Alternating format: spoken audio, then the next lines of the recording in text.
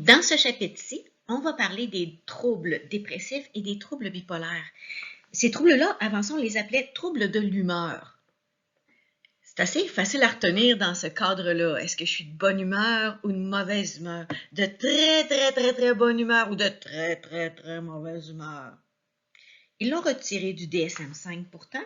Ce qu'on disait, c'est que dans les troubles de l'humeur, ça allait d'une tristesse dépressive jusqu'à une jubilation et une irritabilité extrême qui était propre à ce qu'on appelait les épisodes maniaques.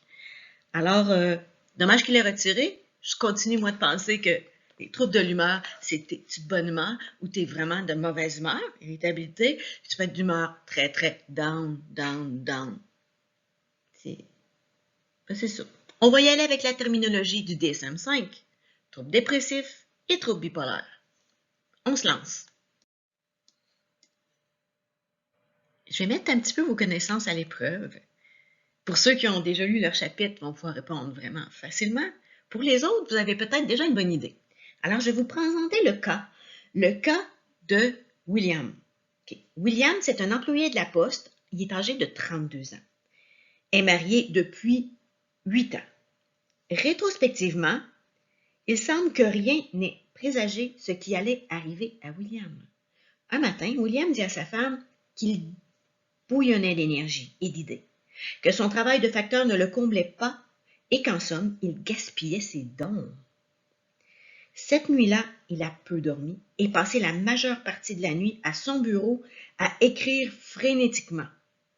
Le lendemain, il part travailler à l'heure habituelle, mais il revient à la maison à 11 heures. La voiture remplie de matériel d'aquarium destiné à accueillir des poissons tropicaux. William avait quitté son emploi, puis vidé le compte d'épargne familiale pour le dépenser en équipement pour poissons tropicaux. Il raconte que la nuit précédente, il avait trouvé comment modifier l'équipement pour que les poissons ne meurent plus. Nous serons millionnaires, ma chérie.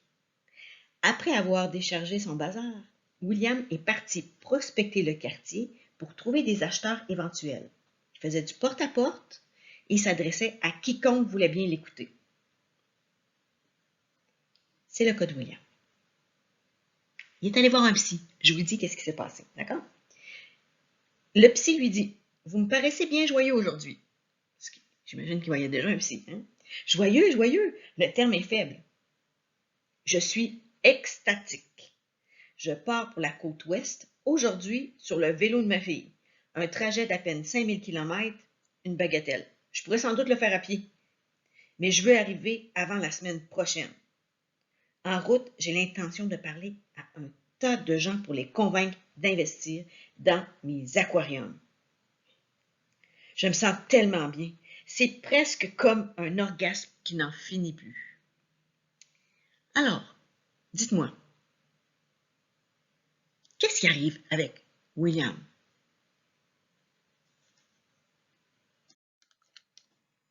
Je tiens à faire une précision avec vous par rapport aux troubles de l'humeur. On a tous une humeur, le saviez-vous? Oui, il y en a qui sont toujours ou presque toujours de bonne humeur. Du moins, c'est ce qu'ils laissent paraître. Et il y en a qui semblent toujours de mauvaise humeur. Et ça nous dérange. Ça ne veut pas dire que ces personnes-là éprouvent des troubles de santé mentale de l'ordre de la dépression caractérisée. Non. Tu dis, ils sont faits comme ça, sont structurés comme ça. C'est possible. C'est fort possible. Toutefois, cette structure-là est apparue durant l'enfance, l'adolescence, début âge adulte, et qu'on peut trouver la cause, on pourrait présumer que derrière tout ça, il y aurait un trouble de l'humeur qui serait devenu chronique. Bon. Les troubles d'humeur, ben, qu'est-ce qu'il y a de particulier? C'est anormalement intense, puis anormalement prolongé aussi. Et ce que ça fait, comme dans tous les autres types de troubles de santé mentale, tu n'es plus capable de faire les choses que tu faisais avant. Tu n'es plus fonctionnel au travail. Sur le plan social non plus, ça ne fonctionne pas. Tu n'es pas capable de prendre tes responsabilités. Tu n'es plus là, OK? Tu n'es plus là comme tu devrais l'être. soit que tu es en boule dans ton lit, soit que tu es parti sur une chire, ailleurs, dans un autre pays. Je vous expliquerai ça un petit peu plus loin. Donc, oui, vous avez le droit, dans votre quotidien, de vivre des hauts et des bas, même dans une même journée. Je suis certaine que ça vous est déjà arrivé, de vivre une tristesse importante, puis après ça, de ressentir une joie. Ça ne t'empêche pas de rire. Je vais vous donner l'exemple. Lors de funérailles, cas personnel, j'ai perdu mon père, j'ai perdu mon fils, on se retrouve dans des situations sociales particulières. Oui, c'est triste. C'est triste, qu'est-ce qui se passe? Nous avons perdu un être cher. Alors, on a nos petites vagues à l'âme, mais de voir tous ces gens-là qui sont là pour nous soutenir, ça fait tellement de bien, c'est tellement nourrissant que l'humeur remonte. On se met même à faire des blagues en parlant du défunt, de comment il nous a fait rire, de la place qu'il occupait dans notre vie. Et après ça, on a une petite vague à l'âme, okay? On retourne un peu dans la tristesse. Ça remonte, ça descend, ça remonte. Ça peut être dans la même journée, dans le même espace-temps. Les jours passent, et puis à un moment donné, ces hauts et bas-là, qui étaient fluctuants au quotidien, ils disparaissent pour retrouver une humeur qui est plus stable. Puis il y a d'autres choses qui vont nous rendre heureux, d'autres choses qui vont nous rendre tristes. Alors, vous n'avez pas un problème de santé mentale parce que vous avez des humeurs. Au contraire, c'est important d'avoir une humeur variable. Je vous rappelle, c'est l'intensité et la durée qui est problématique. Trop intense et trop longtemps de cette façon-là.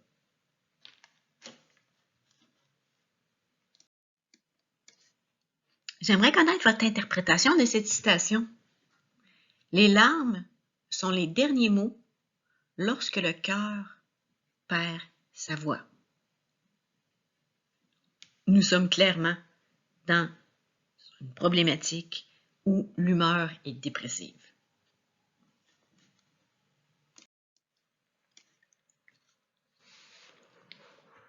Je reviens avec nos troubles de l'humeur. Ici, je vous ai mis la définition, parce qu'on en parle encore des troubles de l'humeur en quelque sorte, puisqu'ils se retrouvent dans d'autres types de troubles que les troubles dépressifs. C'est pour ça qu'on le nomme encore, surtout en attribuant le trouble dépressif comme étant un des symptômes d'un autre type de trouble. Je vous donne un exemple. Il y a certains troubles de la personnalité, comme le trouble de la personnalité borderline, où la personne peut se retrouver parfois dans des états où il n'y a plus de sens à sa vie, des idéations suicidaires, elle vit le rejet de façon extrême. Tu dis bien qu'elle ait provoqué le rejet, mais je reviendrai sur cette problématique-là. Donc, la dépression peut être présente dans les cas de dysfonction sexuelle. Oui, des personnes qui ont des difficultés sur le plan sexuel, hommes, femmes, ça va amener des problématiques au niveau du couple, parfois même des ruptures au niveau du couple, de la fuite, et la dépression peut s'installer chez ces personnes-là. Qu'est-ce qu'on peut avoir aussi comme trouble qu'on pourrait dire concomitant? L'usage d'une substance. Ben oui. Consommer de l'alcool avec excès, on sait que c'est un neurodépresseur. La dépression va s'installer à ce moment-là.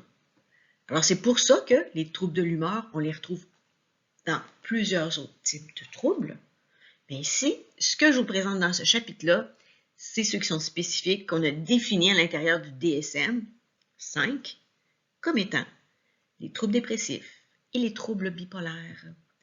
Ce qu'on va voir dans ce chapitre-ci, troubles dépressifs, qu'on appelait dépressifs majeurs. Maintenant, on appelle ça troubles dépressifs caractérisés. Bon, ils veulent nous mélanger, là. Moi, j'aimais bien majeur, mais je pense que dès qu'un terme devient péjoratif en santé mentale, on va le changer. Fait qu'à un moment donné, on va dire que caractérisé, ça veut dire que tu as un mauvais caractère, je sais pas quoi. Ils vont nous le changer là, dans une couple d'années. Là. Vous allez être encore là, moi je vais être en retraite. On a le trouble dépressif persistant. Puis aussi, il y avait une autre appellation avant ce trouble-là. Le trouble de dérégulation de l'humeur explosive. Boum, badaboum. Le trouble dysphorique prémenstruel. Prémenstruel. Messieurs, vous n'êtes pas concernés. Oui, vous êtes indirectement concernés. Si vous avez une mère, une sœur, une copine, une bonne amie qui éprouve ce type de trouble-là. Ça touche bien sûr les cycles menstruels. Nous avons le syndrome d'épuisement professionnel, le fameux burn-out, le trouble bipolaire 1, bipolaire 2. je vais vous démontrer quelle est la différence entre les deux. La photo que je vous ai mis là, en fait, l'image que je vous ai mis là, c'est pour vous expliquer un petit peu comment vivent les gens qui ont des problèmes de santé mentale, entre autres des problèmes dépressifs. Dans les cas de problèmes dépressifs, les gens ont vraiment l'impression qu'ils ne s'en sortiront jamais.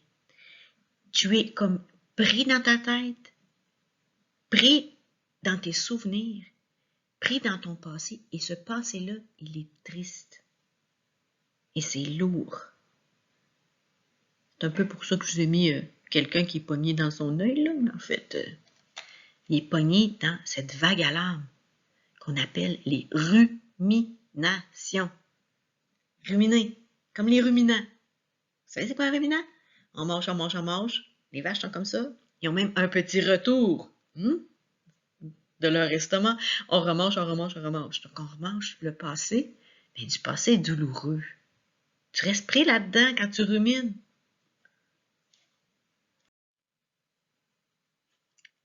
L'œil, il sert aussi à avoir un point de vue sur quelque chose. Comment on voit les choses. Alors, si je vous parle de biais de confirmation, dites-moi donc à quoi ça pourrait correspondre face à cette image-là. Biais de confirmation, c'est un biais psychologique, cognitif, bien sûr.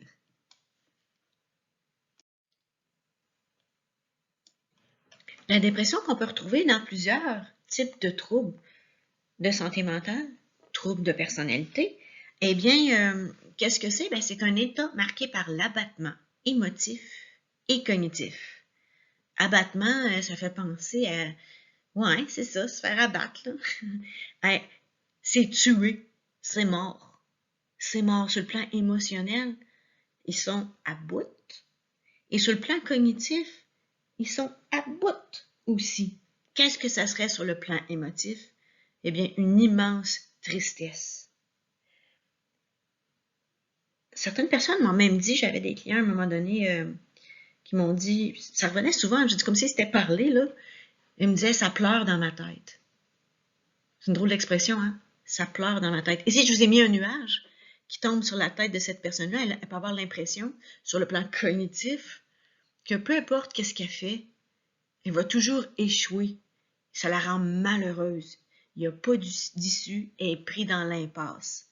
Sur le plan cognitif, donc sur le plan émotif, eh bien, c'est extrêmement douloureux. On n'a pas mis le plan comportemental, parce que vous savez que dans la dimension psychologique, le plan comportemental est là aussi. Alors, moi, ce que je peux vous dire là-dessus, c'est qu'il y a des personnes que ça peut même modifier leur débit verbal.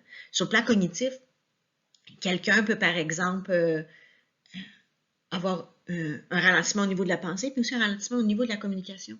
À un point tel que quand on leur pose des questions, ils ne vont répondre qu'aux questions qu'on peut répondre par oui ou par non.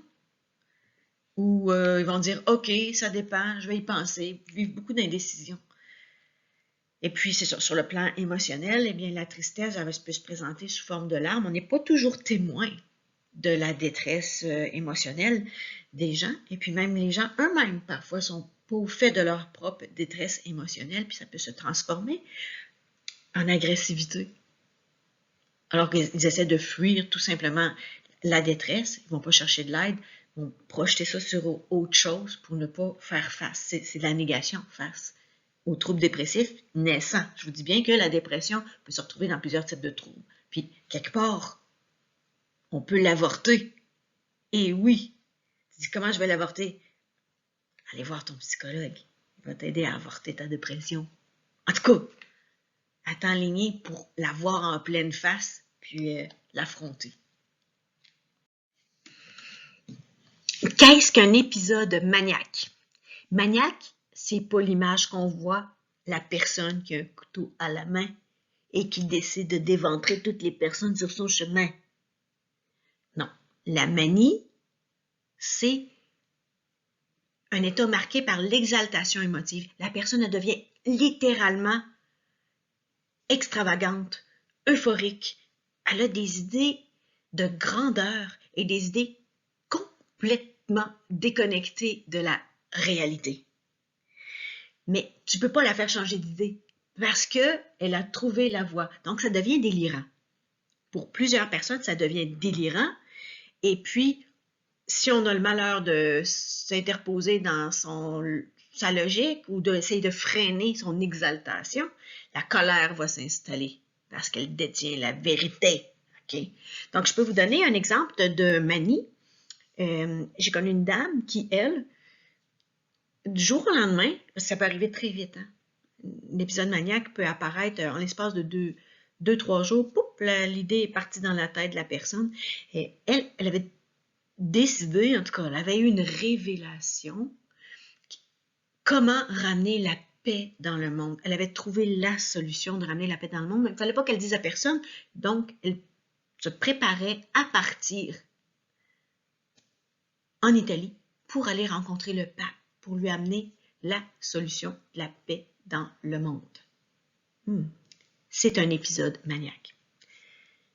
Plus proche de moi, j'ai vécu cet épisode-là, pas moi, mais la maman de mon premier petit chéri, j'avais 15 ans à peine, et elle a traversé vraiment ça. Elle a quitté son emploi. C'était une infirmière qui travaillait dans une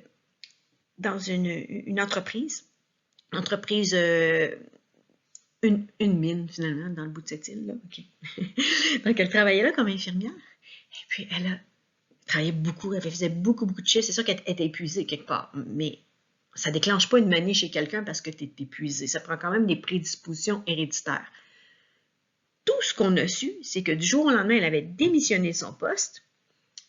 Elle était allée s'acheter un Winnebago. Elle avait fait installer un rack après le Winnebago pour y mettre un scooter. Elle ne savait même pas faire du vélo. Je dis, moi, je fais le vélo à pédale, du vélo à 2 roues. Elle avait un scooter. Son objectif était de partir dans un pays en voie de développement. Elle s'en allait dans le coin de l'Afrique pour aller aider des personnes qui en avaient vraiment besoin parce qu'elle disait que le travail qu'elle faisait présentement à cette île, c'était pas pour aider des personnes qui en avaient vraiment besoin. Alors elle partait en mission. Vous voyez? Avec son Winnebago et son scooter. Bien sûr, elle fut interceptée avant de partir. Hospitalisation, médication. Et puis, elle est revenue sur Terre. Elle a eu besoin d'une petite période de repos. Elle a repris le travail.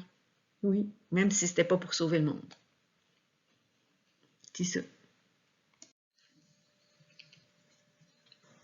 Les épisodes maniaques, qu'on peut appeler manie franche.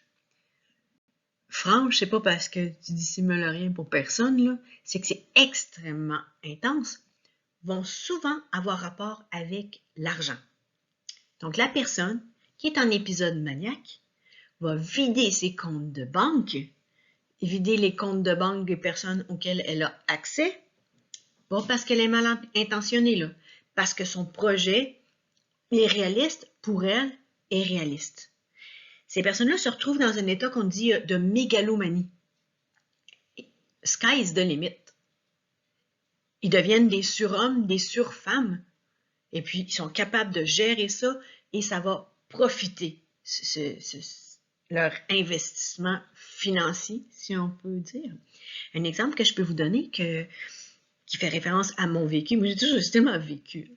Un homme a acheté ma maison est à vendre bien sûr, parce qu'elle était proche d'un cours d'eau. Et pour lui, il voulait avoir un avion. Pourquoi faire? C'était pour sauver les gens qui étaient en attente de greffe. Il y aurait un avion, et ça je l'ai su après que j'ai vendu la maison, regarde, on ne vire pas de bord, là, moi je voulais la vendre. Il voulait, avec son avion, aller partout dans le monde, chercher là où les organes étaient disponibles et aller porter ça aux personnes qui ont besoin d'être greffées. C'est-tu pas assez beau, ça? C'est magnifique. Donc, il a acheté, tu dis pourquoi à côté d'un cours d'eau? Parce qu'il voulait un avion qui pouvait se poser sur l'eau. Alors, c'était ça. Sauf que ce monsieur-là n'avait pas son cours de pilotage. Il n'avait pas les moyens de se payer un avion non plus. Donc, il était carrément sur une dérape maniaque. On l'a aidé, il a été soigné. Il va mieux, puis il a vendu la maison. Il n'a pas besoin du cours d'eau, hein? je tiens à vous faire une petite précision qui constitue finalement une distinction entre la manie et l'hypomanie. Hypomanie veut dire en dessous de.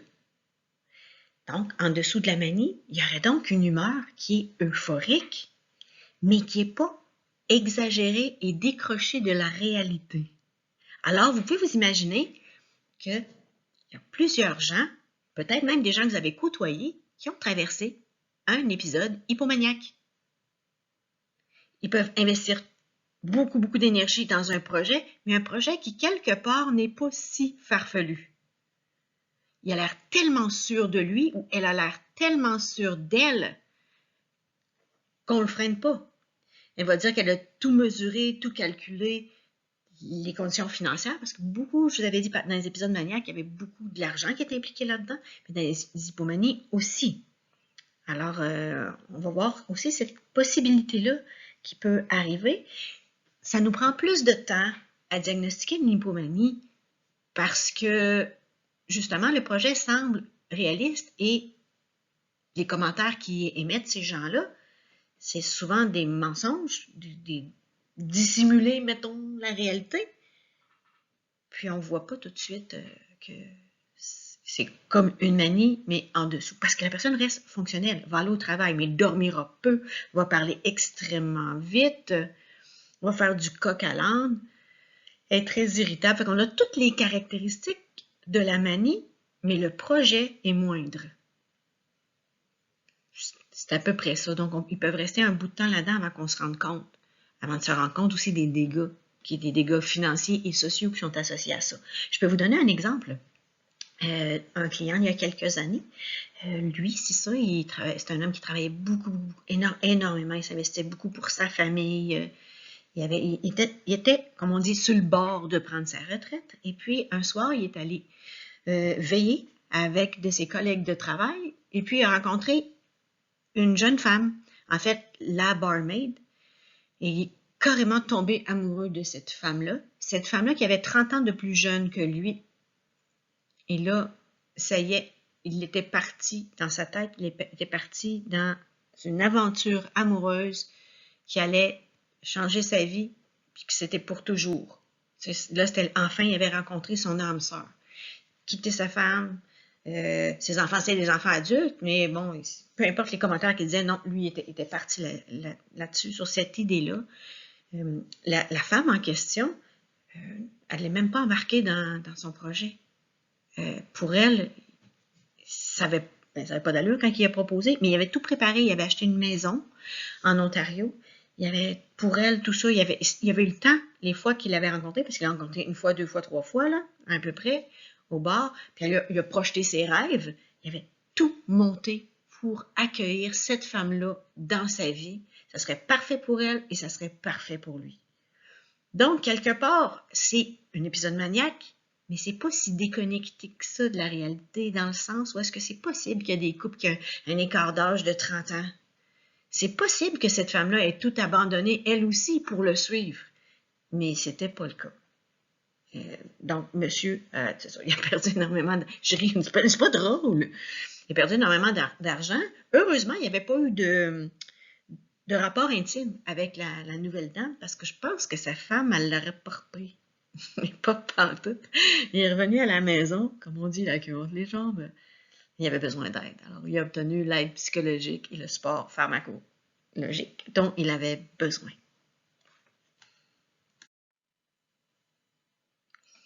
Distinguer une personne qui a des projets réalistes d'une personne qui est hypomaniaque. La frontière, elle est mince. En fait, les hypomaniaques peuvent s'engager dans des activités qui vont être productives finalement, fructueuses à court terme. Mais à un moment donné, ils ne peuvent pas soutenir le rythme. C'est ça le problème avec l'hypomanie. Ces nuits sans sommeil, cette énergie débordante, tout ça, ça peut à un moment donné tomber. En fait, c'est pas ça peut, ça va nécessairement tomber.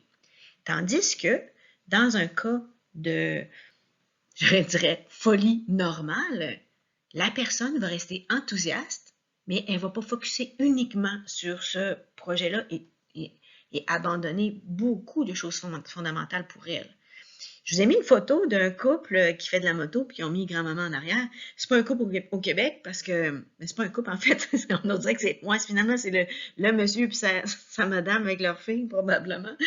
En tout cas, moto à l'âge avancé, c'est possible. Pour bien des gens de dire, bon, ben j'approche la retraite, je vais prendre mon cours de moto, je vais m'acheter une moto. Il y en a même qui ont dit, ils vont mettre la charrue en avant des buts, ils vont s'acheter la moto, puis ça prendre le cours de moto, puis dire, bon, ben là, je vais pouvoir rider tout l'été, je vais m'en aller dans l'Ouest américain. Ça va. C'est possible, tu es à la retraite, tu as les moyens de le faire. Dans quel cas, ça serait hypomanie? Ça pourrait être que là, cette personne-là va en plus s'installer aux États-Unis pour tout l'hiver et ne revenir qu'au printemps. Tu vois, mais ça peut être nos snowbirds. Là. Non, non, non, non, non. Elle s'en va avec une gang de jeunes motards ou de plus vieux motards qu'elle ne connaît même pas. Elle ne connaît même pas ces gens-là. Mais ils sont sur un trip de ça, puis ça devient sa mission de vie. C'est-tu un épisode maniaque? Ça ressemble à un épisode maniaque. Mais c'est pas maniaque parce que c'est réaliste. Elle a les moyens de le faire. Elle arrive encore à gérer ses finances, mais modérément. J'ai connu une dame comme ça qui s'est fait prendre au piège parce que l'hypomanie est aussi à la limite entre la manie. Elle a rencontré un homme plus jeune qu'elle. Elle était à la retraite. Son mari était décédé, donc elle avait une grosse fortune. Et puis elle a tout remis sa fortune entre les mains de cet homme-là. Puis ils ont vécu des beaux moments, des beaux voyages. Et puis à un moment donné, monsieur est parti. Tchou bye! Tu disais, étais-tu en hypomanie? Elle était en hypomanie un petit bout de temps. Et le jour où elle a réalisé, comme je vous dis, on prend tout, on pogne, je dis on. Non, c'est pas ça m'est pas arrivé, mais j'aimerais pas ça, là, je suis quand même limite, peut-être, avec mes affaires de maison. Mais la petite courbe qui descend vers le bas, à un moment donné, la personne réalise que, wow, va mettre un break. Et ce qui a déclenché le déclencheur émotionnel de l'hypomanie, eh bien, elle va le mettre de côté, puis on peut freiner la catastrophe. Mais parfois, non. On freine pas la catastrophe parce que... Puis les gens autour, ben, font comme, ben, c'est possible, regarde, elle a travaillé assez longtemps dans sa vie. Elle a le droit de faire ça, elle va garder communication avec nous. Mais c'est pas ça du tout. C'est pas ça du tout parce que c'est ça, quand elle frappe le mur, le monsieur en question, ben, c'est ça. Il a levé les pattes quand il y a eu tout ce qu'il avait besoin sur le plan financier de cette dame-là. Donc, elle était en épisode hypomaniaque.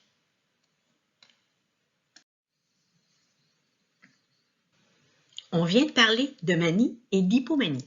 Alors, dites-moi, par rapport à une même cible, qu'est-ce qui pourrait être la manie et de l'hypomanie? Cible, dans le fond, le même objet de réflexion. Une même problématique. Quand est-ce qu'on est au-dessus puis qu'on est en dessous? J'attends vos exemples. Vous savez, les troubles anxieux et les troubles de l'humeur sont intimement liés dans plusieurs problématiques de santé mentale. Qu'est-ce que l'anxiété? Bien, ce qu'on remarque, c'est que l'anxiété, c'est une peur diffuse, incapacitante qui anticipe une perte. Donc, dans l'anxiété, on se projette dans l'avenir, mais un avenir douloureux. Il va arriver quelque chose de dramatique. Alors que la dépression, c'est une tristesse incapacitante qui survient en réaction à une perte. Là, tu te projettes, mais dans le rétroviseur de la vie, tu te projettes dans cette situation-là qui était difficile et triste.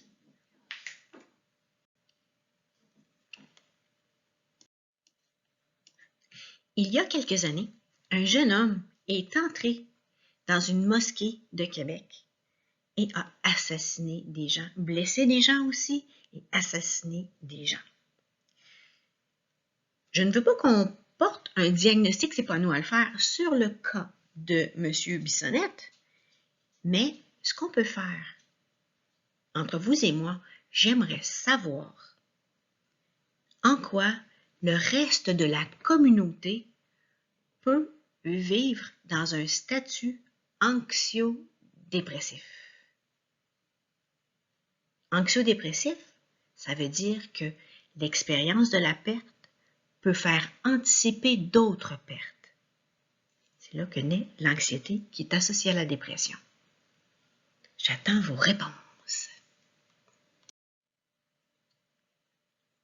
Des pensées automatiques. Les pensées viennent de quoi? Viennent de la psychologie cognitive. Non, tu dis viennent de ta tête. Je suis d'accord qu'ils viennent de ta tête. Mais l'analyse qu'on fait de nos pensées avec un spécialiste en psychologie relève des cognitivistes. Donc, on établit un tableau dans lequel on peut voir le type, je dis bien le type de pensées automatiques qui peuvent provenir de la dépression ou de l'anxiété. Vous remarquerez que du côté de l'anxiété, il y a des interrogations. Du côté de la dépression, il n'y a pas d'interrogation, il y a un constat parce qu'on fait référence au passé. Vous me dites, ben oui, mais il n'y a pas plein de points d'interrogation à chaque énoncé, il y en a juste 2 dans le côté de l'anxiété. Mais ce qu'on ne dit pas, c'est que, en fait, suit à leur affirmation une interrogation. Point 6 du côté de l'anxiété.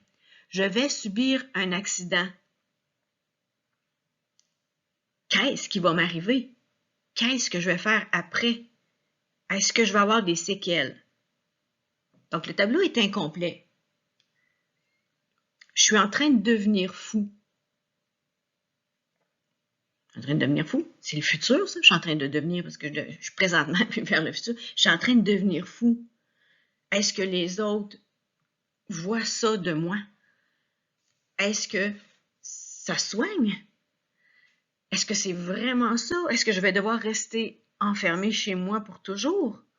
Est-ce que je dois quitter la ville de Québec pour aller vivre ailleurs?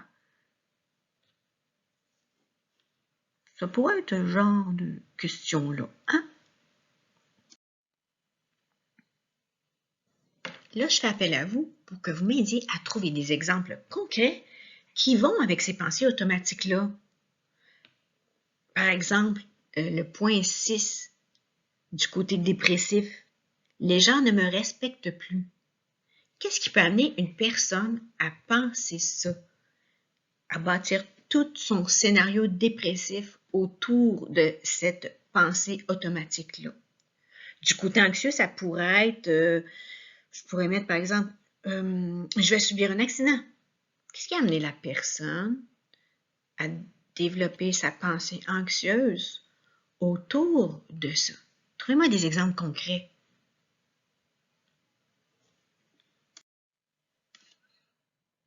Ben oui, un thermomètre. Dans plusieurs disciplines, on nous parle des thermomètres. En médecine, tu as le thermomètre de la douleur. De 0 à 10. 10 étant une douleur insoutenable. 0 étant « Wow, je suis dans la ouate ». On nous parle aussi des thermomètres de la colère. Où tu te situes au niveau de ta colère. Modéré, tu es capable de te contrôler. Mais quand tu es rendu à 10, watch out, il y a une tête qui va sauter. On a ça. Les thermomètres au niveau de la relation conjugale. L'harmonie dans le couple de 0 à 10. 10 étant la fusion totale. 0 étant, c'est même pas un ami. Le thermomètre dont je vous parle maintenant, c'est le thermomètre de l'humeur. Très bon outil pour faire les distinctions entre les troubles de l'humeur dont je vais vous parler, parce que là, j'ai parlé de manie, hypomanie, mais il y en a d'autres dont on va parler, puis on va savoir où est le degré d'intensité de la dépression et de la manie. Donc, la flèche rouge, manie grave, je vais parler à quoi ça pourrait ressembler. Ensuite, un peu en dessous, on a l'hypomanie. Elle peut être modérée à légère. Donc, une manie légère impliquerait beaucoup moins, je vous dirais, de dépenses financières ou de branle-bas de combat dans la famille. Mais c'est quand même une situation qui va modifier la vie des gens autour et la vie de la personne, puis qui n'est pas positive parce qu'elle n'a pas pris les bonnes décisions. Je dis ça à peu près comme ça. Humeur équilibrée normale, vous voyez, ça c'est vous et moi, bien sûr. Hein? On se retrouve là-dedans depuis notre naissance, hein? On baigne là-dedans. Et puis nous avons la dépression légère, modérée ou grave.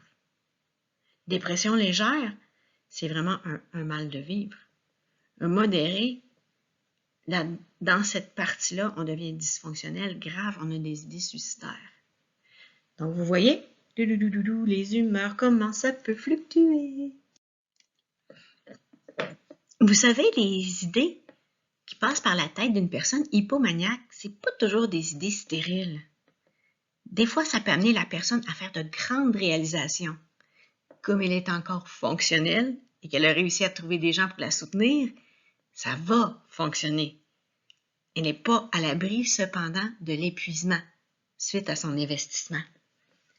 La personne qui a mis de l'avant du mobilier en liège, quelque part, est-ce que c'est une idée de génie ou une idée d'hypomaniaque?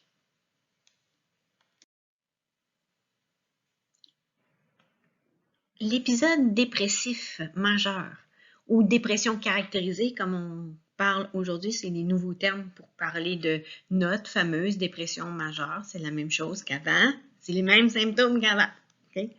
Donc, tristesse, manque d'énergie, fatigue extrême, pessimisme, manque d'intérêt généralisé, perte d'estime de soi, culpabilité, idées récurrentes de mort, tendance suicidaire. Ça, ce sont les symptômes. Je vais vous les illustrer dans quelques minutes.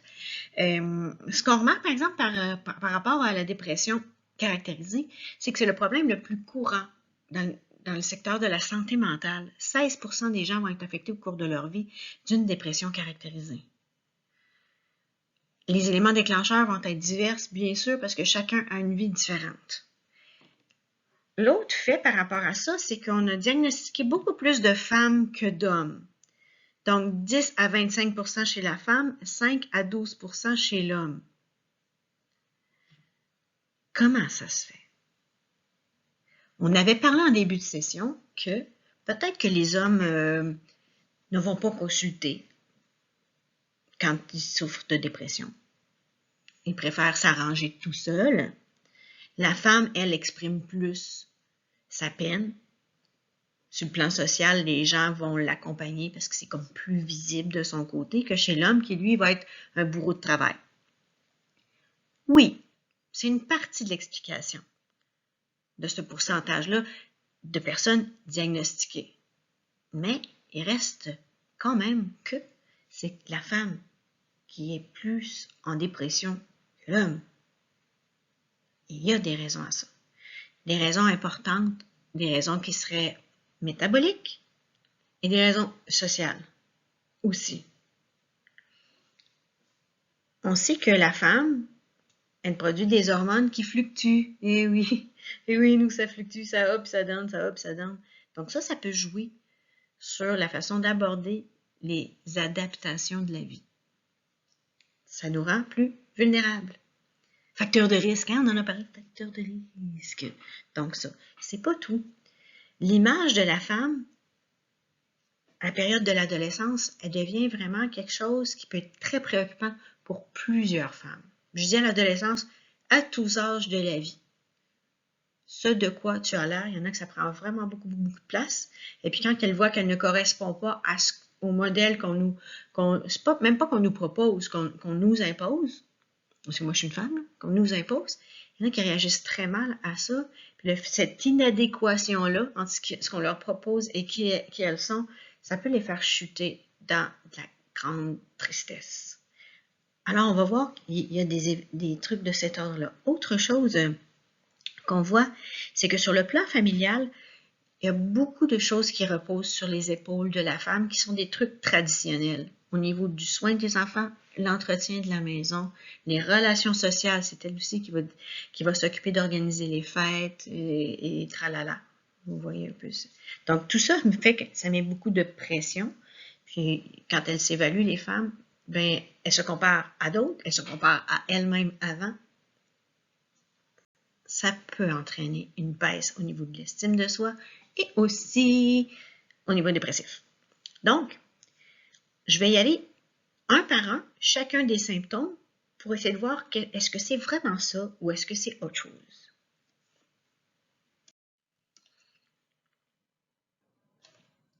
Tristesse. Je vous rappelle que pour diagnostiquer un problème dépressif, il faut que la tristesse elle soit intense et dure depuis relativement longtemps. Donc, la tristesse est souvent associée à une perte récente ou une perte qui date d'il y a très longtemps mais qui a été réactivée au présent. C'est pas rare que des gens qui vivent un deuil actuellement, quelqu'un est mort dans la famille, eh bien, ça les ramène au décès de quelqu'un de encore plus proche que le, excusez de dire ça, là, mais le mort qui est là. Vous voyez, en tout cas, ça c'est moi. Ça les ramène et puis ça les fait plonger dans leur grande tristesse. Mais c'est pas juste ça qui va faire qu'elle va plonger dans sa tristesse et devenir dépressive. Il y a d'autres facteurs qui sont en jeu. Bio, psycho, sociaux,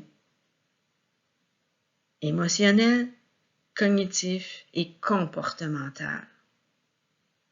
Donc, tous les éléments qu'on a là, diagnostiques, sont associés à ça. Tristesse, on est triste. On est la pépère. Manque d'énergie et de fatigue extrême. Ça veut dire que la personne, elle dort énormément. Mais elle fait aussi de l'insomnie. Donc, le soir, elle n'est pas capable de dormir. Elle se réveille la nuit, ne dort pas. Après ça, durant la journée, elle dort tout le temps. Ou si elle arrive à dormir, elle peut se taper des 12 à 16 heures de sommeil par jour. On va voir ça. Tout est lourd. Les jambes sont lourdes, les bras sont lourds, tout est... C'est vraiment comme... La personne le ressent même physiquement. Un petit effort et après, ouf, je vais aller m'étendre parce que là, je suis trop fatiguée. Ça, c'est quelque chose qu'on va vraiment, vraiment remarquer chez ces personnes-là. Surtout, eux se comparent à qui ils étaient avant. Tu vois une démarcation importante. Pessimisme et manque d'intérêt généralisé. Le pessimisme, c'est de voir noir. Ou en tout cas, gris foncé, charcoal, là, par rapport à leur avenir, l'avenir de la planète, l'avenir des générations à venir. Ça, c'est vraiment que... Puis même, ça peut amener de la détresse. Je vous parlais des statuts anxieux aussi, ça peut amener de la détresse. Mais dans le cas de l'épisode dépressif caractérisé, il y a beaucoup plus de négatifs. Ils écoutent les nouvelles, tout de suite, ils vont retenir, ne souligner que ce qu'il y a de négatif. D'ailleurs, dans les nouvelles, là, il n'y a pas grand-chose de positif. Quand on écoute les nouvelles à la radio, ils nous rapportent tous des événements négatifs. Pas d'événements positifs, là.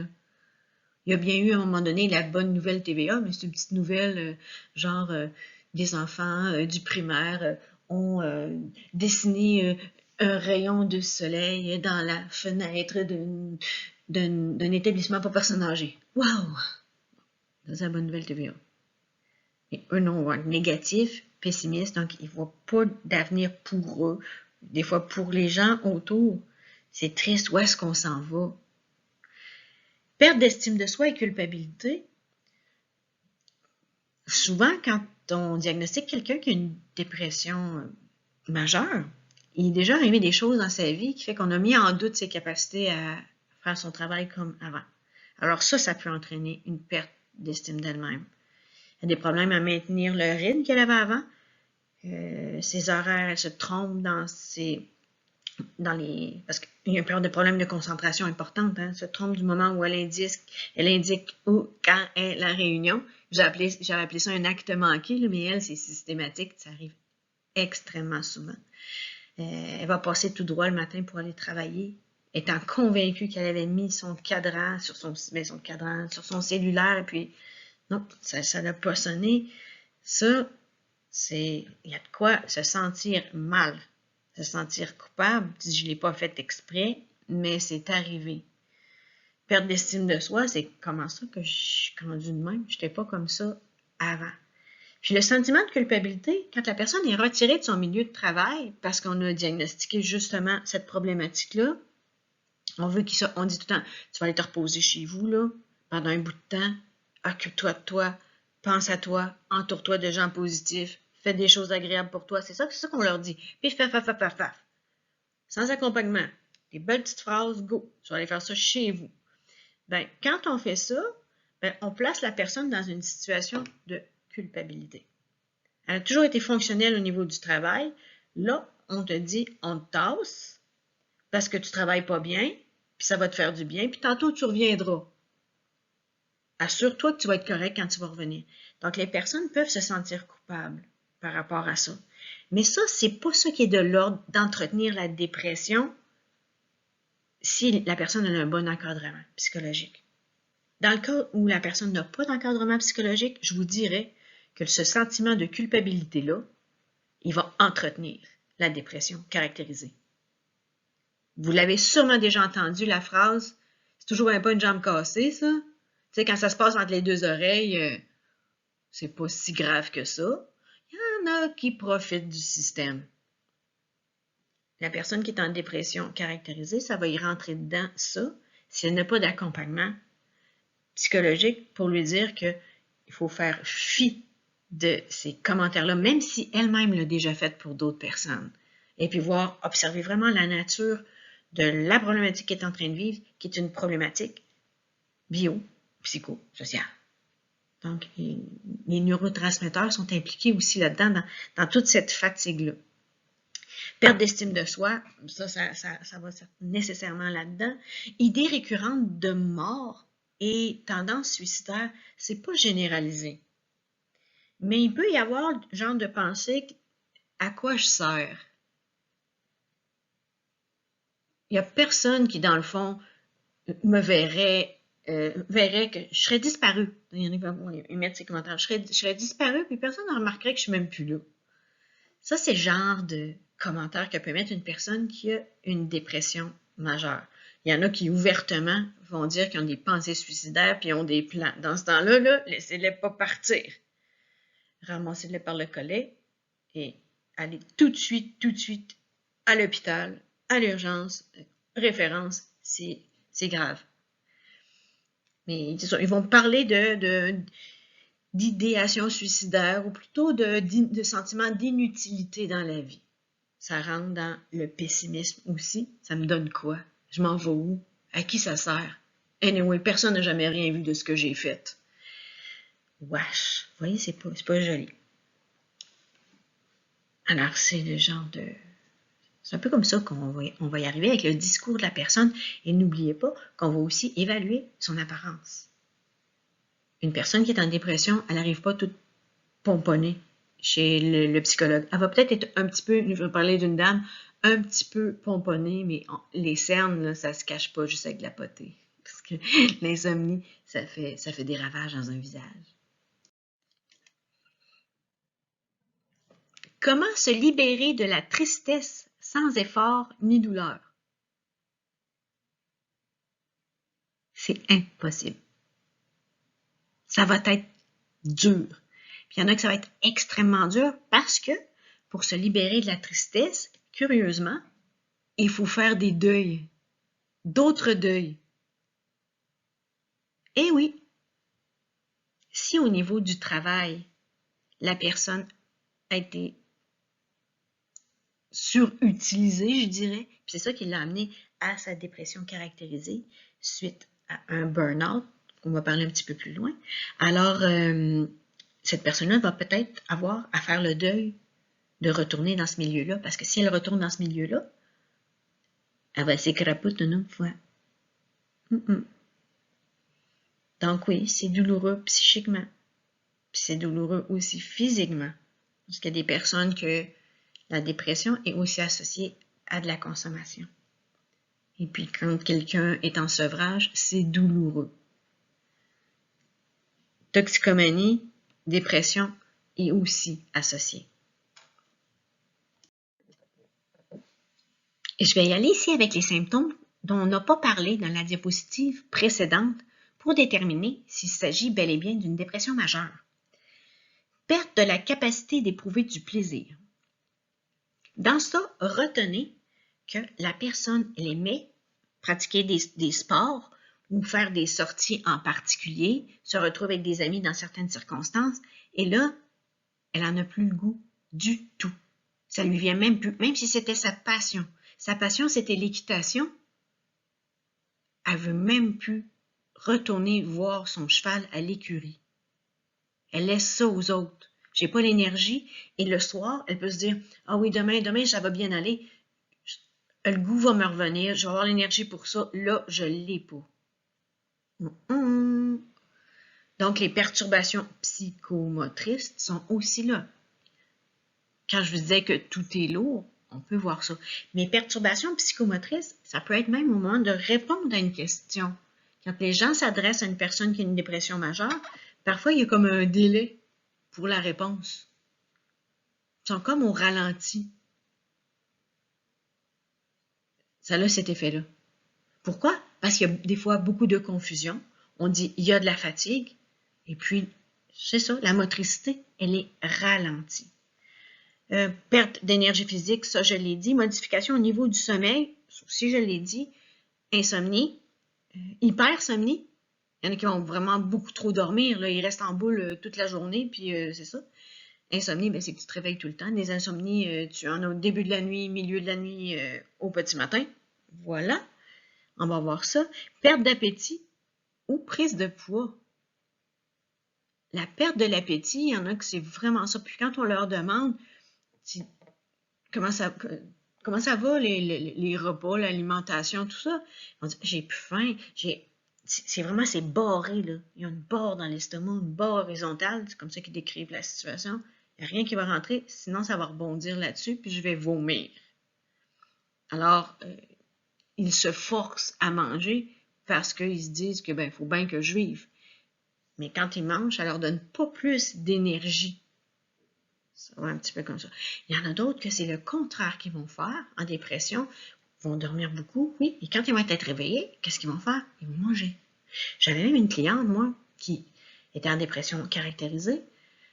C'était une femme très, très, très active avant. Elle pouvait faire 20 km de vélo par jour là, pour se garder en forme, juste en shape, parce qu'elle adorait ça. Là, il n'y avait plus rien qui se passait. Elle dormait toute la journée. Elle se levait la nuit pour manger. Puis quand elle se levait la nuit pour manger, eh ben, c'était pas des choses qui étaient... C'est pas du brocoli, hein? Du brocoli, puis du chou-fleur, puis du céleri. Non. C'était des aliments qui sont riches en gras et en sucre. Donc, elle a pris du poids énormément durant la période où elle a été arrêtée du travail pour dépression majeure. Difficulté à se concentrer et à penser clairement, ça va aussi avec, c'est beaucoup associé bien sûr à la fatigue. Ils vont oublier des choses un petit peu partout. Tu dis, ah non, c'est un TDAH qui fait ça. Bon, mettons que tu es rendu un TDA, il n'y a pas de H parce que tu es ralenti, tu es rendu un TDA clinique.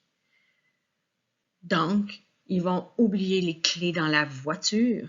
Puis la voiture, ben, c'est une vieille voiture, fait qu'elle est barrée. Ça crée quand même des irritants.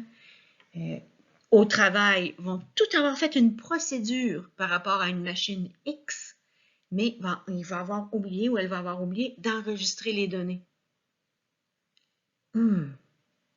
Tout est à recommencer. Penser. Je vais même faire penser d'avoir fait quelque chose.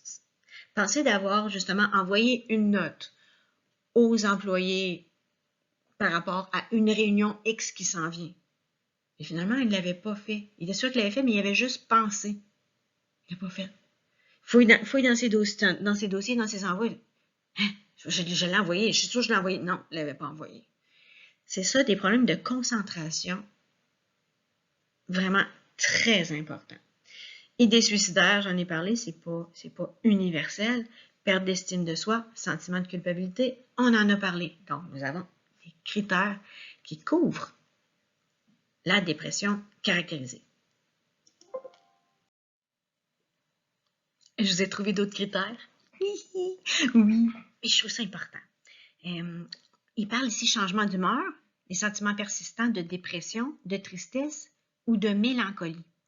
Mélancolie, en fait, c'est le terme qu'on employait avant quand on parlait des troubles bipolaires. Les troubles bipolaires, c'est le pôle dépression ou manie. Donc, la dépression, c'était la mélancolie, une grande tristesse. Voilà. Donc, c'est ça. Ils éprouvent ce sentiment-là de tristesse, ce qui va les amener à pleurer. Pleurer beaucoup, pleurer seul, pleurer dans la voiture, pleurer en prenant une marche dans le bois. On ne les voit pas toujours pleurer, les personnes qui sont atteintes de dépression. Tu dis, est-ce que c'est par orgueil? C'est pas de l'orgueil, c'est une non-acceptation de sa condition. Ils se sentent honteux et coupables de s'être rendus là. Voilà. OK. L'autre point, au niveau de la sexualité, on nous dit qu'il y a des changements au niveau de la sexualité, diminution de l'intérêt pour les activités sexuelles. Ils n'ont pas tout dit dans ce point-là. Je vous ai parlé de l'appétit. Il y a des personnes qui vont augmentation de l'appétit, diminution de l'appétit. Diminution de l'appétit, c'est perte de poids. Augmentation de l'appétit, c'est prise de poids. Bien, au niveau de la sexualité, c'est pareil. Des personnes qui vont avoir une diminution au niveau de l'intérêt pour la sexualité, ça peut amener des tensions au niveau du couple parce qu'ils se sentent comme pas appréciés, peu importe comment que c'était quoi la dynamique dans le couple, mais ça peut amener des problèmes. Et puis, il y en a d'autres qui c'est le contraire. Hyper sexualité. Donc, ils vont toujours vouloir épancher leur malaise à travers la sexualité, puis des fois même à travers la sexualité extra-conjugale. Ça n'excuse pas les infidélités que de dire « Hey, j'ai une dépression caractérisée. » OK? Non. Ça, je vous le dis. Mais c'est ça. Ils peuvent être exacerbés ou inhibés, ces trucs-là. L'autre point, indifférence aux éloges et aux récompenses. Ça, retenez ça. C'est vraiment, vraiment important. Ces personnes-là, souvent les personnes qui vont avoir une dépression caractérisée, c'était des bons travailleurs. Je dis c'était parce qu'il y en a qui ne retournent jamais sur le marché du travail, en tout cas l'emploi qui exerçait avant. Ces personnes-là travaillaient beaucoup, travaillaient efficacement. Eux se savaient efficaces et on leur demandait beaucoup de leur soutien. Là, il arrive qu'à un moment donné, on leur dit que c'est bien, merci beaucoup, c'est super, qu'est-ce que tu fais? Ils ne le prennent plus. Et ça rentre pas comme sur le dos d'un canard, comme je vous avais dit, une espèce de petite huile qui fait couler ça comme de l'eau. C'est pas vrai. Pourquoi qu'il me dit ça? Ils vont même me mettre en doute. Pourquoi qu'il me dit ça? C'est parce que ça fait longtemps que j'ai pas fait quelque chose pour lui, puis là, il me dit ça là. Y a-t-il une idée en arrière de ça? Sans développer de la paranoïa, ne recevra pas l'éloge. Les récompenses vont se dire « je ne les mérite pas ». Le syndrome de l'imposteur naît chez des personnes qui sont en dépression. Le syndrome de l'imposteur, c'est l'impression de qu'est-ce que tu fais présentement, tu ne le fais plus assez bien, donc qu'est-ce que tu fais à cette place-là? Comme psychologue, j'ai déjà eu une patiente qui était psychologue. Elle vivait vraiment comme ça. Elle avait des clients, les clients, eux, étaient satisfaits, ils recevaient des commentaires, mais je dirais à la fin de sa courte carrière, pour elle, quand on lui disait que c'était bien, puis on la félicitait, puis que c'était comme quasiment l'employé du mois, elle recevait ça négativement. Non, c'est pas vrai. Dans le fond, je joue un rôle, mais je suis pas sûre que je comprends vraiment mes patients, puis je les aide vraiment. Je sais pas si vous voyez un peu la patente, là. Donc, indifférent aux éloges, récompenses, on les tasse. On les tasse. Puis des fois même, on peut penser, petit côté paranoïaque qui peut apparaître que, bon, on veut d'autres choses de moi, là.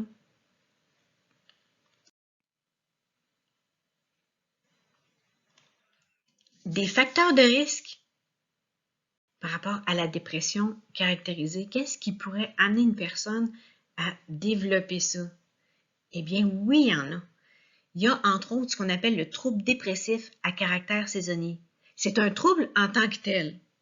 On peut le traiter comme il est, mais il peut être la porte d'entrée pour une dépression caractérisée. Ça veut dire que l'automne, cette personne-là, quand la luminosité commence à diminuer, elle est affectée. Pourquoi? Parce qu'il y a des cellules spécialisées au niveau de sa rétine qui emmagasinent la luminosité comme étant quelque chose qui déclenche de l'énergie chez lui. Et eux, ils sont plus sensibles à cette diminution-là. La lumière ordinaire, ça ne fonctionne pas. Même s'il allume toutes les lumières dans son appartement, il reste dans un sous-sol. C'est pas le fun déjà. Mais en tout cas, ouais, bon, OK. Donc, même s'il met de la lumière, ça change rien. Donc, ça amène cette personne-là à avoir des pensées plus sombres et tous les comportements dépressifs qu'on a nommés plus tôt, mais à moindre intensité. Donc, qu'est-ce qu'on peut faire pour eux? Bien, vous savez, il y a des lampes qui existent qui envoient un type de lumière avec des photons, une densité particulière de photons qui va stimuler ces petites cellules-là sur la rétine qui vont dire au cerveau, regarde, il fait beau, il fait beau dehors, c'est encore le printemps. Et même le matin, les simulateurs d'aube. Vous savez, l'hiver, le soleil, il se lève, il peut se lever à 7 heures du matin. Avant ça, il se levait à 4 heures. Mais cette luminosité-là, on l'absorbe. Même si tu as les yeux fermés, tes paupières, ils absorbent quand même cette information-là, qui fait que ça augmente tranquillement. Et là, vous vous levez frais et dispo. Alors, il y a ce qu'on appelle des simulateurs d'aube, des espèces de cadrans qui vont envoyer une densité de photons graduelle jusqu'à l'heure habituelle de ton réveil, où tu dois te réveiller, mais ça va commencer à partir de 4 heures du matin et non, bang, à 7 heures du matin, avec une forte densité. Donc, c'est ça. Quand les personnes se réveillent le matin à 7 heures et qu'il fait sombre dehors et que la lumière apparaît tranquillement, pour eux, c'est très difficile. Donc, la première heure, entre 7 et 8 heures, c'est difficile. Là, on devance ça tout doucement. Ça peut aider à prévenir le trouble dépressif majeur, parce que cette personne-là, il faut qu'elle diagnostique vraiment, c'est ça. En parler à son médecin, c'est une excellente idée. Savoir si on a des caractéristiques pour ça, puis vous remarquez que, ouais, c'est vrai, il donne tout le temps. Il dit, quand est-ce que ça remonte? Lui, là, il donne à partir du mois d'octobre, il donne, puis ça remonte là, au mois de mars. Quand est-ce que le soleil reprend de la vigueur? Ben, c'est ça. Il y a des possibilités que ça soit un trouble dépressif à caractère saisonnier qu'on va traiter avec, oui, la luminothérapie et aussi une médication, c'est l'alimentation sport. On met tout le temps ça là-dedans, là. Ça en fait partie. Là, on va parler de dépression postpartum. Partum, c'est naissance, donc après la naissance. C'est un trouble qui est vraiment spécifique à la naissance. Après que le bébé est au monde, eh bien, pour les femmes, il y a une chute incroyable des hormones, les hormones de grossesse, les hormones féminines qui permettaient à tout ce merveilleux système de construction de bébé d'être en place. Cette chute-là, elle se fait entre le 3e et le 5e jour après la naissance de l'enfant. Et ce qui se passe, c'est que, la mère se sent triste, inutile, incompétente. Je suis pas une bonne mère. Sa belle-mère vient s'occuper de l'enfant, puis l'enfant arrête de pleurer quand il l'a dans les bras. Moi, je suis pas capable de l'empêcher de pleurer. J'ai de la misère à allaiter. Je suis tellement fatiguée. Il y a trop de choses à faire. J'ai peur d'oublier des choses à faire pour lui. Ça devient un peu comme ça. Ben ça va durer juste quelques jours. Maximum 2 semaines. Mais ça va en s'améliorant durant ces 2 semaines-là. Pourquoi ça va en s'améliorant? Parce que les hormones, ils sont descendus, mais ils vont reprendre leur niveau normal graduellement. Et puis, la petite madame est arrivée à se reposer. Il y a des gens qui ont donné un coup de pouce. Elle s'est habituée aussi au rythme de l'enfant. Elle est beaucoup moins anxieuse par rapport aux besoins de l'enfant. Elle arrive à y répondre. Ça va mieux. Donc ça, c'est ce qu'on appelle le blues postpartum. Ce n'est pas la dépression postpartum. La dépression postpartum, c'est 2 semaines plus tard. Ça continue. Et même, on a remarqué qu'il y avait certaines femmes qui peuvent avoir des états dépressifs postpartum des mois après la naissance de l'enfant. Ça frappe plus tard. Là, on va dire, est-ce que les hormones sont impliquées? Pas vraiment. Mais il y a des conditions de vie dans lesquelles la personne, elle est, peut-être même une vulnérabilité héritée, comme on dit, là, héritée dans tes gènes. En fait, poup, et là, ça descend. Ça peut catapulter, comme une catapulte, la personne dans la dépression majeure. Il faut rester extrêmement vigilant. Qu'est-ce que ça va faire? Ça va faire qu'elle va se déprimer elle-même, trouver que sa vie n'a pas de sens. Et il y a des personnes qui, en dépression, la vraie dépression postpartum, et non le blues postpartum, peuvent mettre leur vie en danger et la vie de leur enfant en se disant qu'il n'y a pas d'avenir maintenant pour cet enfant-là, sans être délirantes. Okay? Sans être délirantes. Elles sont vraiment déprimées. Elles savent très bien ce qu'elles sont en train de faire et mettre la vie de leur enfant en danger ou carrément se suicider avec leur enfant. Il y a la psychose postpartum. Celle-là est encore pire parce que à ce moment-là, oui, il y a des idées délirantes. La mère peut être convaincue que son enfant, c'est le démon qui pousse des cornes sur la tête, okay? qui sent la marde, okay? qui a des dents de vampire, que quand il pose le regard sur elle, ses yeux sortent de sa tête. Ça, c'est délirant. Dans ces cas-là, vite, amenez la petite maman à l'hôpital. Il y a des signes par rapport à ça. Quels sont les signes par rapport à une psychose postpartum? Déjà, la dépression va s'être installée. La mère présente de moins en moins d'intérêt à prendre soin de l'enfant. Elle laisse ça aux autres. C'est correct, elle va se reposer. Elle se repose, mais elle n'a aucun intérêt. Quand l'enfant pleure, elle devient extrêmement irritable. Elle laisse toujours aux autres s'occuper de l'enfant. Puis à un moment donné, vient le fameux discours psychotique par rapport à cet enfant-là. C'est pas lui que j'ai mis au monde. On l'a échangé, on a mis Satan. On m'a donné Satan, puis mon bébé, il n'est pas ici. Ça, c'est la psychose. Hey, je suis triste, hein? Ça n'arrive pas souvent. Et ça se traite, mesdames et messieurs. Oui, ça se traite parce que c'est un désordre chimique dans le cerveau. Puis quand on a un désordre chimique dans le cerveau, qui s'emballe? Ton lobe frontal, puis ton lobe préfrontal. Et toutes les autres aires du cerveau vont te faire des petites musiques, des petites images. T'es délirant. Une question pour vous.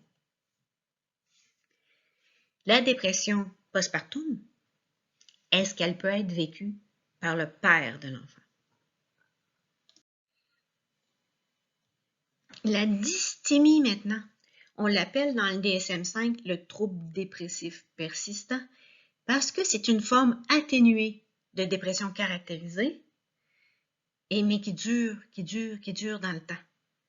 Donc, la personne a des humeurs, on dit dépressives légères, puis les symptômes vont varier.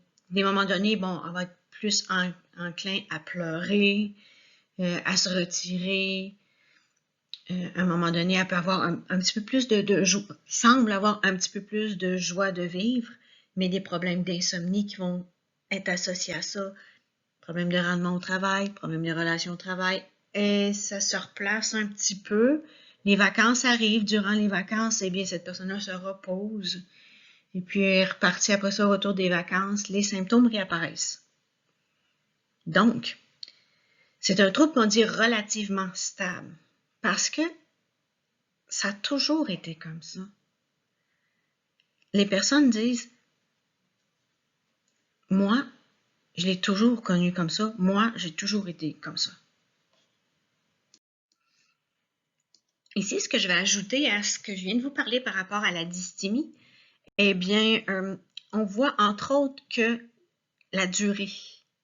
Pour déterminer qu'une personne est dysthymique ou souffre du trouble dépressif persistant, il faut que ce soit 1 jour sur 2 pendant au moins 2 ans. C'est pour ça qu'on parle de chronicité.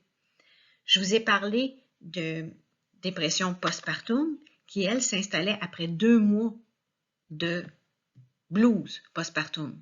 Là, on peut commencer à parler de dépression. Après ça, ça peut amener à la psychose. Mais là, ici, donc, ça fait déjà 2 ans qu'on voit que cette personne-là c'est pas stable, mais c'est pas des pics. Il n'y a jamais de pic de bonheur, OK? Il y a juste un rétablissement à la norme, mais sans vraiment beaucoup de plaisir. C'est comme, je suis content, je suis bien que vous soyez là. On ne voit pas de débordement de joie chez cette personne-là. Perte d'appétit, insomnie, fatigue, faible estime de soi, c'est tous les trucs qu'on voyait dans la dépression caractérisée, la difficulté de concentration, sentiment d'impuissance et de désespoir. Il y a beaucoup de monde qui vivent avec la dysthymie et qui ne le savent même pas. On dit 6% de la population disent avoir le moral à plat et qu'elles ont toujours été comme ça. J'ai une de mes sœurs qui souffre de dysthymie. Il y a quelques années, elle a été diagnostiquée. Et puis, on lui a proposé d'avoir un suivi pharmacothérapique, en tout cas, la pharmacothérapie, et puis de la psychothérapie, mais elle a refusé. Il dit, voyons donc, elle veut rester down. Ben oui, ben elle a le droit, hein. Pour elle, la démarche pour se changer allait être plus souffrante que de continuer à accepter comme elle est. Elle sait qu'il y a des périodes de l'année où c'est plus sombre, mais le restant s'adapte bien. Donc, c'est pour ça qu'il peut y avoir plusieurs personnes qui vivent avec ça. Sauf que pour ceux qui sont des boules de bonheur et d'énergie, sans être des hypomaniaques ou des maniaques, sont plates en tabarouette, les dysthymiques. Sont tout le temps fatigués. Puis il y a donc bien des mauvaises nouvelles à la télévision, puis le monde va mal, puis ce qu'on s'en va.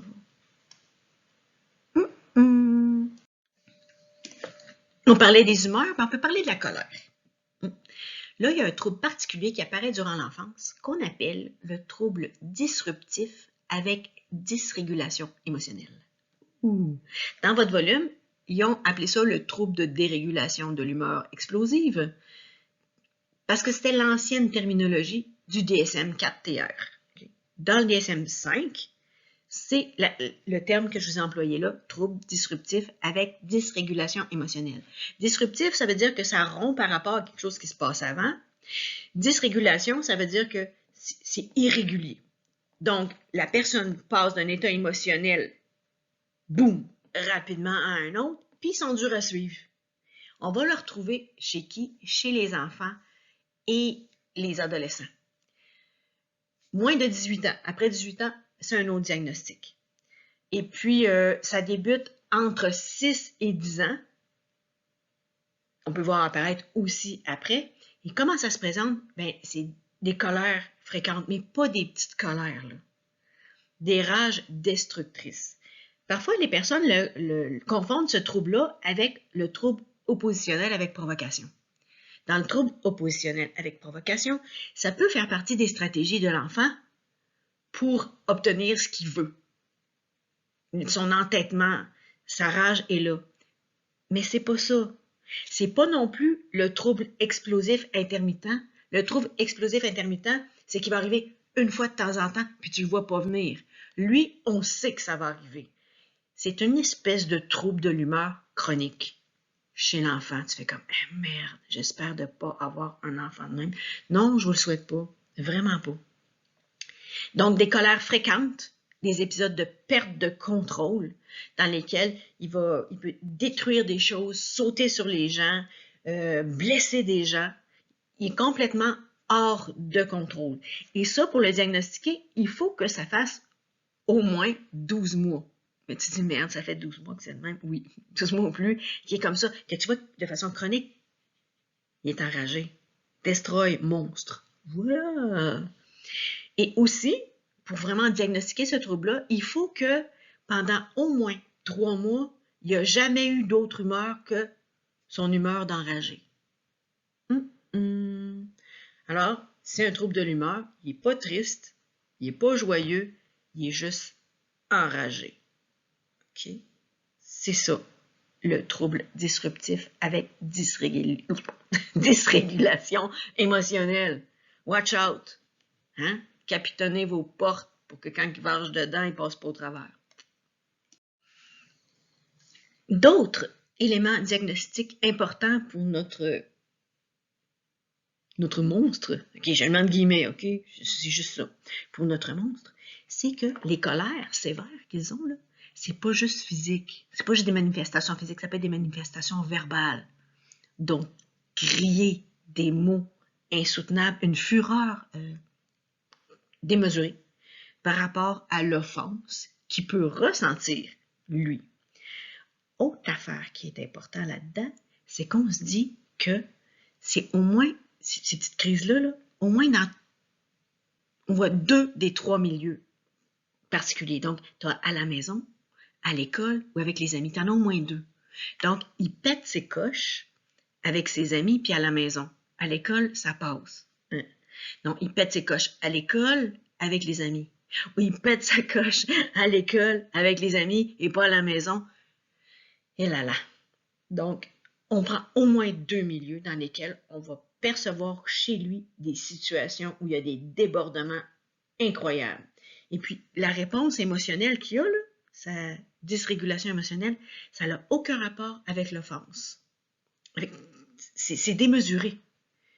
Un collègue de classe va arriver avec cet enfant-là, puis il va s'étirer pour y prendre son efface parce qu'il en a besoin, puis il n'y a pas son efface. Il va s'étirer jusqu'à son bureau, mettre la main dessus. L'enfant disruptif peut aussi bien ramasser la main de son collègue et y foutre ses dents dedans.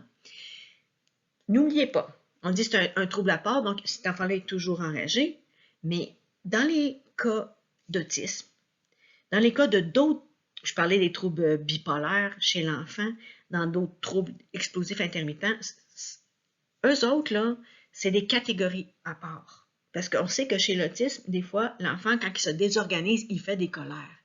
Mais son diagnostic de base, c'est un trouble du spectre de l'autisme. Tandis que lui, on n'a pas diagnostiqué ça. C'est juste une espèce, je dirais pas une bombe à retardement, parce qu'il explose souvent. En tout cas, il a besoin d'aide. Et d'un encadrement, j'allais dire sévère, mais sérieux. C'est ça, sérieux. Il a besoin d'aide. Hein? Poupou, il a besoin d'aide. Voici un trouble très amusant. Moi, je trouve ça très amusant parce que j'en ai jamais souffert. J'ai jamais fait souffrir non plus personne à cause de ça. C'est que c'est démesuré. Trouble dysphorique prémenstruel. Plusieurs femmes souffrent du fameux SPM, syndrome prémenstruel. Qu'est-ce qu'on voit là-dedans? Oui, il y a des différents symptômes physiques. Douleur au niveau du sein, douleur au niveau du bas-ventre. Il y en a un qui va avoir des crampes au niveau même du dos. Hein, des maux de dos associés à ça. Une perte d'énergie et des humeurs tristes. Oui, tristes. À minute que les règles sont démarrées, et voilà, ça remonte et c'est le bonheur. Dans le trouble dysphorique prémenstruel, c'est une forme aiguë du syndrome prémenstruel. Ça ne veut pas dire qu'elles ont plus mal au ventre, que les douleurs sont plus intenses. C'est que le pic hormonal prémenstruel, eh bien, ça les fait un petit peu dérailler. Donc, perturbation de l'humeur qui survient après l'ovulation et disparaissent au moment des menstruations. Curieusement, après l'ovulation, mais pas les 6 jours après l'ovulation. En principe, l'ovulation a été faite dans ces jours-là. La fécondation, je veux dire, a été faite à ce moment-là. Mais on dirait que quand l'utérus, il voit qu'il n'y a pas personne qui va venir s'installer là, que les trompes de Fallope attendent avec leur ovule pour que ça soit fécondé, il ne se passe rien, eh bien, c'est madame-là vire-folle. C'est pas conscient, c'est métabolique. Mais ça va amener des problèmes sérieux chez ces personnes-là. On dit perturbation cognitive, problème de concentration, de jugement, de décision. J'ai connu des personnes qui, dans ces périodes-là, systématiquement envoyaient promener leur supérieur immédiat. C'est bien beau d'y expliquer avec ton papier de médecin après que tu souffres de ça, mais le boss, il n'aime pas trop ça que tu lui tombes dans la face. Donc, ils n'ont comme plus de jugement, peuvent quitter leur emploi, faire des choses irraisonnées, déraisonnables. Un peu ça. Sur le plan physique aussi, ils vont être un petit peu plus marqués. Je parlais des douleurs abdominales. Ça ne sera pas nécessairement pas abdominales, douleurs au niveau de l'utérus, là. C'est pas l'estomac, là. Bon. Elles peuvent en avoir aussi. Elles peuvent être très intenses. Mais il y a d'autres problèmes plus importants qui vont apparaître. Les troubles qu'on appelle gastro-intestinaux et des problèmes cutanés. Donc, ces personnes-là vont souffrir de diarrhée importante tout de suite après l'ovulation qui n'a pas été fécondée. L'ovule n'a pas été fécondé. Les problèmes d'acné sévère. Mais encore là, il faut avoir une prédisposition à avoir une peau acnéique. Est-ce que ça se soigne? Oui. Oui, ça se soigne. À titre préventif, c'est vraiment intéressant d'avoir une médication parce que ces personnes-là peuvent devenir extrêmement agressives. Une femme ne pourra pas se défendre en cours d'avoir assassiné son mari parce qu'elle a fait de la dysphorie prémenstruelle, mais disons qu'elle aurait dû consulter il y a déjà un bon bout de temps, ou surtout réaliser qu'elle est toujours comme ça à chaque fois que c'est la période de son ovulation. Elle pète les plombs. Ici, nous avons à gauche Gertrude et à droite Alphonsine. Toutes les deux semblent être en train de perdre le contrôle de leurs émotions et je vous dis que c'est associé à leur cycle menstruel. Dites-moi donc, en quoi ce qui leur arrive est différent du fameux SPM dont on parle tant? En quoi il se distingue? C'est quoi qui nous dit que c'est une dysphorie et non un simple SPM?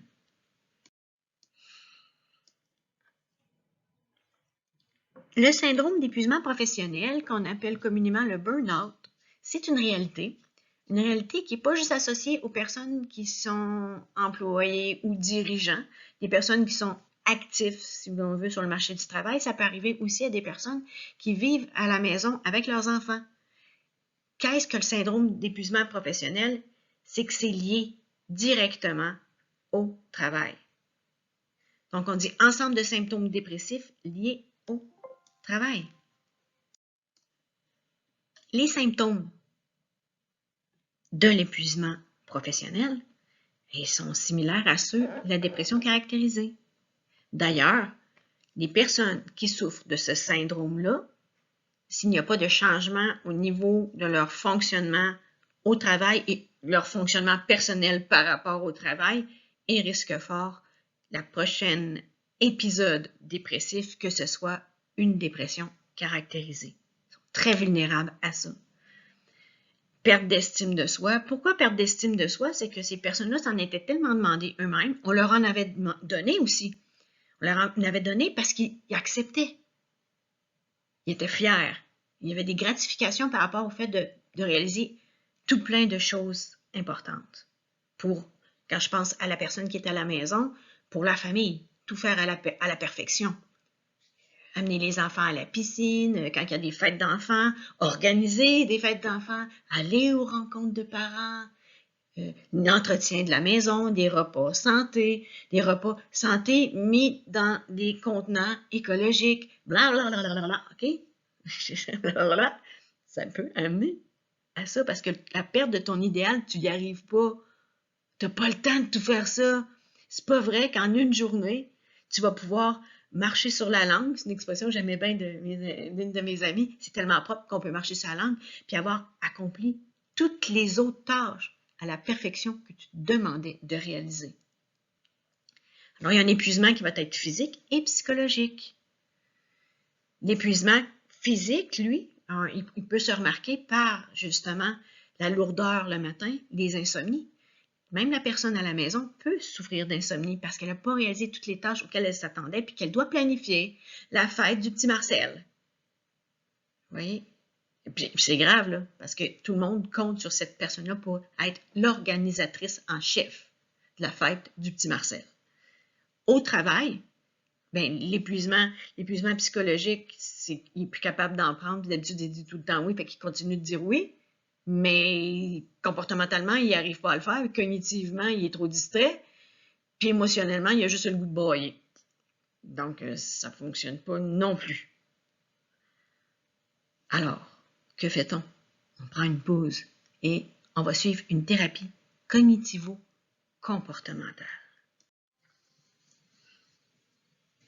Je vous demande maintenant de me dire qu'est-ce qui peut concrètement amener une personne au burn-out. Prenez n'importe quelle profession, n'importe quel métier. Ce serait le fun d'avoir des réflexions variées dans la classe, mais choisissez quelque chose et dites-moi comment ça se présente concrètement et ce qui va faire en sorte que cette personne-là va carrément burner. Burn-out, c'est ça, là. C'est brûler jusqu'au bout. Parlons maintenant des troubles bipolaires. On appelait ça autrefois des psychoses maniaco-dépressives. En fait, psychose maniaco-dépressive, c'était pour désigner le trouble bipolaire de type 1. On a type 1, type 2. Ce qui les distingue, c'est l'épisode euphorique. Dans le trouble bipolaire de type 1, il y a nécessairement un épisode maniaque. Et je vous ai parlé de ce que c'était, c'est démesuré. Après ça, cette personne-là peut faire d'autres épisodes, mais qui sont hypomaniaques. Et à travers cela, nous allons voir des épisodes dépressifs qui ressemblent à une dépression caractérisée. Tout ce qui nous permet de dire que c'est un type 1, c'est qu'il faut qu'il ait fait un épisode maniaque. Et dans bien des cas, ça commence comme ça chez le bipolaire de type 1. Plus rarement, ça va commencer par une dépression caractérisée et là, il va y avoir un high extrême. Donc, c'est comme ça qu'on les distingue. Vous vous demandez peut-être combien de temps ça peut durer un épisode maniaque ou un épisode dépressif. On met en moyenne entre 4 et 8 mois. Souvent, l'épisode maniaque est moins long, très intense mais moins long, et l'épisode dépressif peut durer au-delà de 8 mois. Ce qu'il y a de particulier dans le type 1 de la maladie bipolaire, c'est que ça peut apparaître à n'importe quel âge. Que ce soit bipolaire 1 ou bipolaire 2, ça peut apparaître à n'importe quel âge, sauf que chez les enfants, il faut porter une attention vraiment particulière à ce qui peut être le déclencheur de la problématique qui devient très évidente. Donc, ça prend un spécialiste, un pédopsychiatre pour évaluer cet enfant-là. Ça veut donc dire que à 60, 70 ans, on peut voir apparaître aussi cette problématique-là. Grand-maman, elle tombe sur un high incroyable, est allée à Cuba, elle a rencontré, on va l'appeler comment? Anatole. Elle a rencontré Anatole, et puis est en amour avec Anatole, mais Anatole a 28 ans. Voilà. Fait que là, c'est ça. Elle veut ramener Anatole à la maison, finir sa vie avec lui parce que c'est l'homme de sa vie. Enfin, elle a rencontré quelqu'un qui correspond parfaitement à l'homme de ses rêves. Allez, grand-maman, lâche-toi lousse et vous autres, mettez-y un frein, s'il vous plaît. Aidez-la, en tout cas. Accompagnez-la parce qu'elle ne doit rien comprendre. C'est un épisode maniaque. Mais si Anatole vient s'installer et qu'il part avec toute sa fortune, là, elle va tomber dans l'épisode dépressif. Là, c'est dur à ramasser. Fait que ça serait le fun de la freiner avant. Hein? Lâchez-vous. Lousse pour aider grand-maman.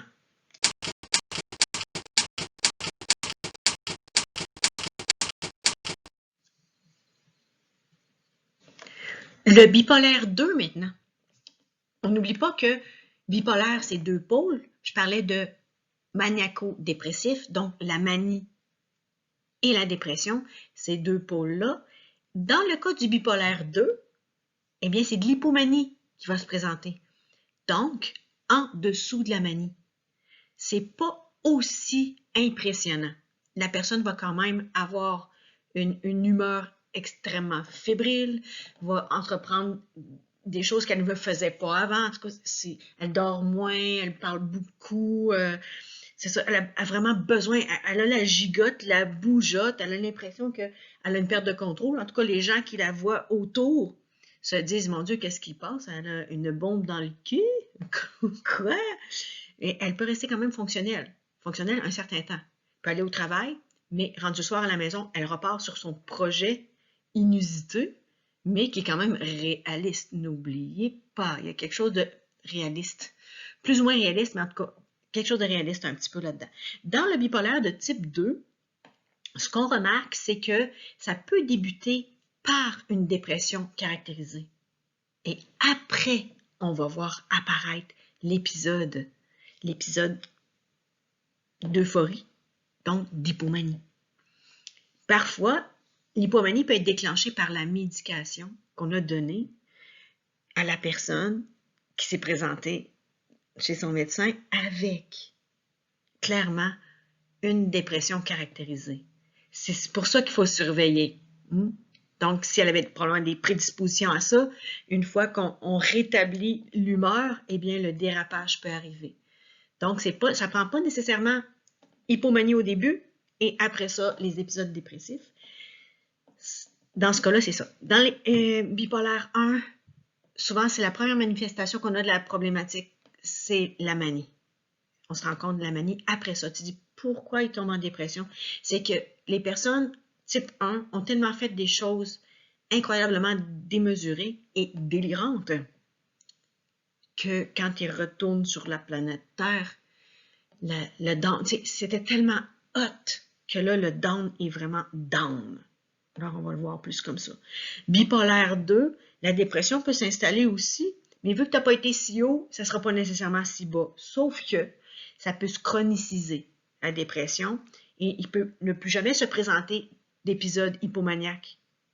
Il peut remonter un peu, mais le risque de redescendre est encore là. Dans tous les troubles de l'humeur, le risque de retomber à l'humeur dépressive est plus présent que l'humeur maniaque. Malheureusement, parce que l'humeur maniaque, ça a l'air qu'ils ont tellement de fun. Ben, coudonc, on va trouver une façon de le faire autrement. Plus tôt, je vous ai parlé de dysthymie en disant que c'est une forme atténuée de la dépression caractérisée. Et bien ici, dans le trouble cyclotimique, c'est un peu un trouble bipolaire atténué. Je dirais bipolaire 2 parce qu'il n'y a pas d'épisode maniaque chez le cyclotimique. Il peut y avoir cependant des épisodes hypomaniaques. Bon, comment on va déterminer qu'est-ce que c'est dans le fond? C'est qu'il faut au moins que ça fasse 2 ans que cette personne-là ait des fluctuations de l'humeur sans que ça soit dramatique. La personne, elle reste fonctionnelle. Donc, c'est un petit peu des déprimes légères. On marque, bon, léthargie, morosité, ça veut dire qu'il n'a pas le goût de rien faire, il se sent moche, c'est lourd. Et durant ces périodes-là aussi, qui serait la période dépressive, ben, il va éloigner les personnes autour de lui. La vie sociale va devenir problématique. Il va tasser carrément les gens parce que son humeur, elle n'est pas stable. Au travail, ça va faire la même chose. Et puis, par rapport à la sexualité de cet individu-là, dans le fond, il suit ses humeurs. Quand il est de bonne humeur, je dirais ça, c'est une vie de bonne humeur, là, eh bien, tout va bien. Puis les gens sont contents autour. Ils font, on a retrouvé notre Marcel. Mais tout le monde sait très bien qu'on a retrouvé Marcel peut-être pour 2 semaines ou 1 mois si on est chanceux. Parce qu'après ça, Marcel va commencer à avoir des pensées plus sombres, à se retirer, à devenir méfiant par rapport aux autres et même méprisant à certains égards. Il va s'isoler, il ne veut plus voir personne, on l'invite, il dit non, pourtant, encore là, c'est des choses qui pourraient lui plaire. Ce qu'on sait du cyclotimique, c'est qu'il va revenir bien à un moment donné. En tout cas, c'est ce qu'on souhaite. La durée des cycles, elle est très variable d'un individu à l'autre. Tout ce que je peux vous dire, c'est que les cycles de bien-être, d'euphorie, entre guillemets, là, sont plus courts que les cycles qui touchent la dépression.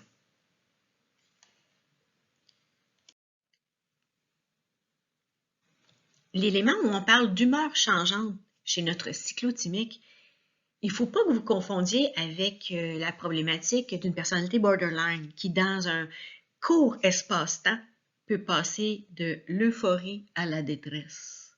Vous voyez? Dans le cas du cyclotimique, pourquoi on perçoit les humeurs changeantes? C'est que s'il tombe dans l'épisode dépressif, il va donc avoir coupé les liens avec les personnes qu'il connaissait. Et puis quand eux vont le revoir, ils vont le retrouver dans son côté sombre et déprimé, déprimant. Alors pour les gens, c'est une humeur changeante. La semaine suivante, il se peut qu'ils s'investissent dans des activités sociales avec entrain, sourire, énergie. Mais on ne sait jamais quand est-ce que ça va retomber. Le délai est court, mais ce n'est pas dans la même journée. Alors, quand vous dites une personne, cette personne-là est bipolaire parce qu'elle fait des up and down dans la même journée, ce n'est pas notre cyclotimique. Ce n'est pas le bipolaire. Notre cyclotimique, oui, c'est possible. Les espaces-temps sont plus courts. C'est moins fort comme manifestation, mais le mal-être, il est tout le temps là. Tout le temps là. Donc, même quand la personne, elle est bien, elle peut s'attendre que ça va moins bien aller plus tard. Puis des fois, de prévoir que ça va moins bien aller plus tard, les fait pas profiter vraiment du moment où ça va bien. Ces personnes-là sont souvent sous médication. Puis on dit médication à vie. Parce qu'il ne faut pas oublier que dans tous les troubles de l'humeur qui sont atténués, ça peut être la porte d'entrée pour les troubles de l'humeur qui sont plus importants et plus dangereux pour la santé, je dirais même la santé mentale de la personne, donc ça va être beaucoup plus intense.